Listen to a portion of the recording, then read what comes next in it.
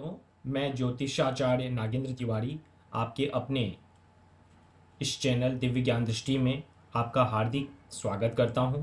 इस चैनल के माध्यम से मैं आपको ज्योतिष के मर्म सत्व का मूल तत्व का भली भांति ज्ञान प्रदान करने का प्रयास करता हूं।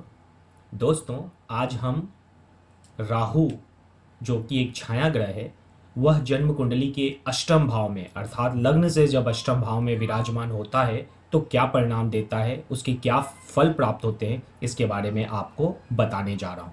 तो दोस्तों, राहु के इस भाव में स्थित होने के कारण आप शरीर से मजबूत होंगे। आपको अपने जन्म स्थान में रहने का समय कम मिलेगा, अर्थात आप अधिकांश समय विदेश में रह सकते हैं। आप राजाओं, सरकारी प्रतिनिधियों और पंडितों के आदरणीय होंगे। आप लोगों में माननीय और प्रशंसित होंगे। अपने श्रेष्ठ कर्मों को करने वाले व्यक्ति होंगे। आपका भाग्योदय 26 से 36 वर्ष के बीच होगा। राज्य पक्ष से आपको प्रचुर मात्रा में धन की प्राप्ति भी हो सकती है, लेकिन कभी कभी बेकार में धन बर्बाद भी हो जाता है। हालांकि आप धनवान होंगे। आपके पुत्र संतति की संख्या कम होगी। आपका बुढ़ापा बहुत सुखी रहेगा। यदि आपकी रुचि गाय पालने में होगी तो आपके पास पशुधन पर्याप्त मात्रा में होगा। किसी भी तरीके से कैटल जो होते हैं, पशुधन आपके पास पर्याप्त मात्रा में होना चाहिए, या फिर किसी न किसी रूप से आप इससे जुड़े हो सकते हैं। आपको अपने जीवन से जुड़ी कई बातों का पूर्वानुमान हो जाएगा, अर्थात आपका सिक्स सेंस अंतर्ज्ञान वेरी डेवलप्ड कहा जाता है। दोस्तों, ये परिणाम तब हैं जब कि राहु आपकी कुंडली में शुभ है। आमतौर पर राहु जब मिथुन, कन्या, तुला, धनु, कुंभ और मीन राशियों में विराजमान होते हैं तो शुभ फल प्रदान करते हैं और शुभ कहे जाते हैं।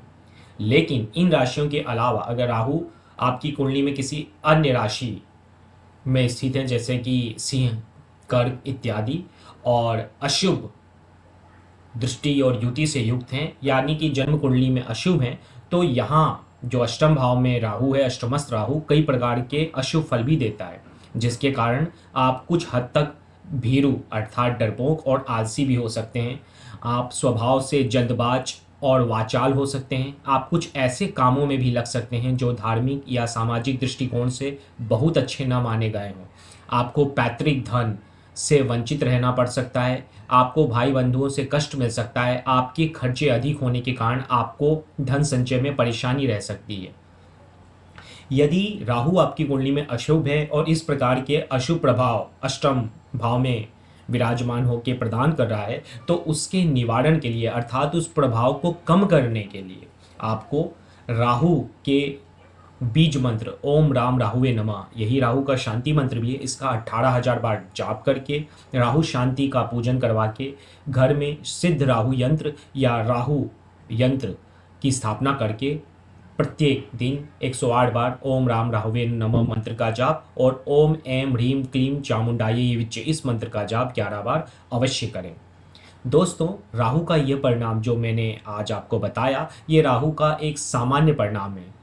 वस्तुतः राहु आपकी जन्म कुंडली में किस प्रकार परिणाम देगा और अन्य ग्रहों के सापेक्ष उसके रिजल्ट, चाहे वो बेनिफिक हों या मालफिक हों, अच्छे और बुरे दोनों प्रकार के रिजल्ट किस प्रकार होंगे, यदि आप जानना चाहते हैं तो इस वीडियो के स्क्रीन पे दिए जा रहे पर्सनल एस्ट्रोलॉजी टेलीफोनिक कंसल्टेशन के नंबर 8839494304 या फिर हमारी वेबसाइट www.astrodivinevision.com में अपना अपॉइंटमेंट बुक करने के लिए आप संपर्क कर सकते हैं और आप अपने जन्म कुंडली का उत्कृष्ट और बहुत सटीकतापूर्ण विश्लेषण, अध्ययन और मार्गदर्शन प्राप्त कर सकते हैं।